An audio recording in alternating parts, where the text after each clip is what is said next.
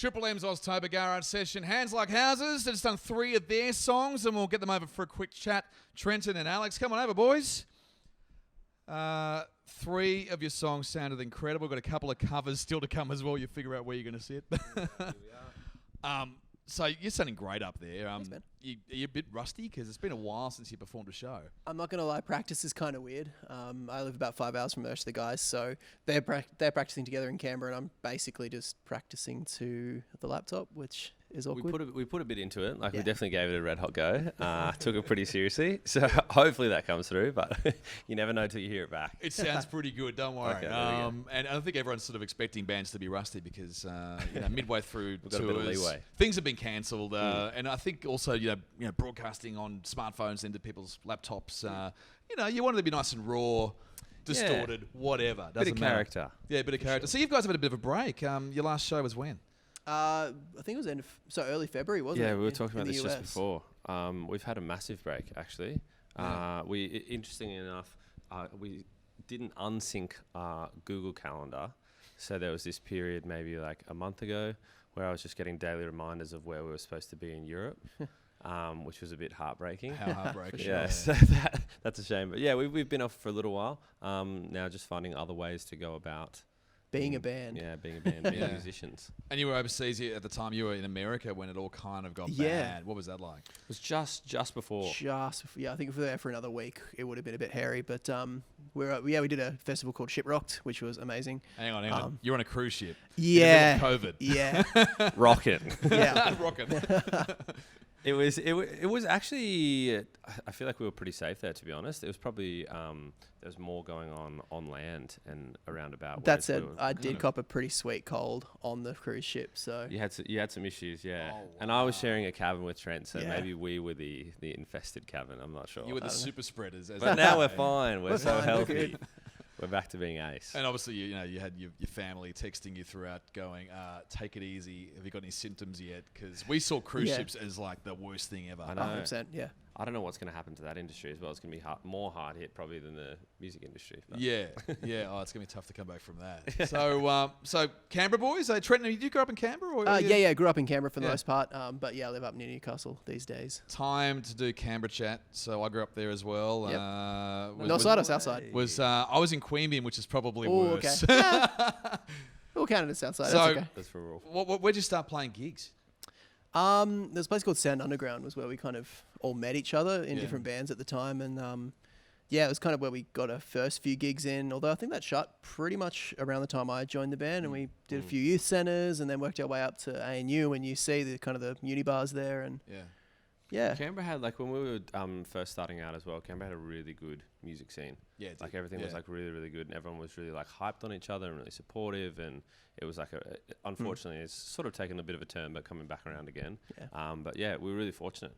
Everyone was very encouraging, and there was lots of places to play. So Well, I think when we're growing up there, we all knew the great Canberra bands, also the bands who graduated to playing Sydney, Yeah. and that's that's just up the road. The Yeah, big leagues. the big leagues. You had And like, here we are. I think it was like, the Church was one of them, but you had 78 Saab, who were my 90s generation, who came to Sydney, and they were great. But you had venues like, ANU, Yep. Refectory, there's like the Basement. Is that the Yep, one you're talking Basement's about? still running. The Basement's still running? Basement's kind of- actually had a refurb. yeah. Oh, they finally changed the carpet. That's really good. I don't know if they were able to pull up the carpet. It was that stuck down with all Yeah. kinds of nasty. But Well, that's cool. It's obviously, you've gone on. You're able to go to gigs overseas, and that's like when you really start to okay, things are starting to pick up a bit of momentum. For sure, it Um, accelerated very quickly. And it's well, I'm sure it felt that way, but I'm sure many bands also think it's taken a bit longer than you anticipated. So like 4 albums. The EP. road Yeah. is long. Yeah, the road is long. It's definitely long. 100%. I think when we're sitting here now and you're like, oh yeah, like it doesn't seem like that long, but you actually put like dates down on pieces of paper and like getting signed in like 2011 maybe. Yeah, I mean we're looking at 11 years It's now, just- which is It's so getting a weird bit to think psycho. about. And you're still referred to as a new Aussie band. We'll get there someday. We're near to somebody. Now, I've got some questions coming throughout the performance, coming through on the chat screen. Sure. So we've got Stephen Five Dog asking, worst gig ever? It could be generic. It could be worse because the crowd were bad, or it Berlin. could be Berlin. Berlin. What, Berlin. What is Was that Sleeping with Sirens tour back in 13, I think it was. basically my voice just completely crapped out. I had a cold, and the show must go on, so you always give it 100%. But unfortunately, my 100% was about 5%, and it just I literally couldn't sing, and I think we got through a song and a half, and I literally couldn't get a word out, and I think I just kind of awkwardly walked off stage, and it was a small gig. There was It's probably more 30, awkward for the rest 50 of us people because there. we're standing there without a singer going, hey, what the... And none of us can sing, so... And Yeah. there's no backup. Well, No. okay, Well, there's that's- attempted backup, but that's probably worse than Yeah. Trent not being able to sing. That's the worst thing about show business. You lose your voice. If you're Show a must singer, go on. Oh, you get so What do you guilty do? about it too, and that's the Yeah. thing. There's been shows that I probably shouldn't have played over the years, but you feel so guilty to let not just your band down, but the people that actually come out and see you, especially when you're on the other side of the planet. yeah. I So bet. there's a lot of guilt that comes with it. So that was okay. That's a bad gig. Danielle from Box Hill's asking, have you picked up a hobby during COVID?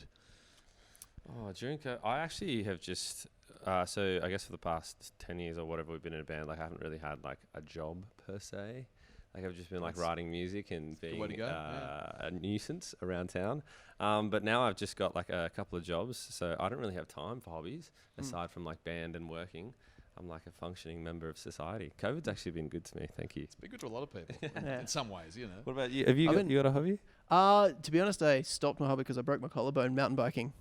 So I've been into that for a while, but I loved the shutdown where that was pretty much all I could do. It was great. But then broke my collarbone, and since then been renovating the house slowly and very carefully. Yeah. It's not one you want to break. It doesn't No. heal too quickly either. Okay, so that's a good question. James from Lagrange saying if you were to record an album overseas somewhere expensive because someone else might be paying for it, Yep. where would you go? Actually, there's this really awesome studio in Thailand that we've been meaning to. Just talking about it the other day as We'd well, love yeah. to get out there. It's actually we did some demos years and years and years ago with a guy named Shane or Buddha, and he's actually moved out there and runs a studio there and has done for. So he did a few rad albums. He did Hellions. What else has he done out there? I think he's done some stuff with Trophy Eyes and a few bands that Yeah, he did a we've bunch of toured with Trophy over the Eyes. years. Yeah. So, but yeah, that would be a great one just because it always seems like such a good vibe, and Hmm. yeah.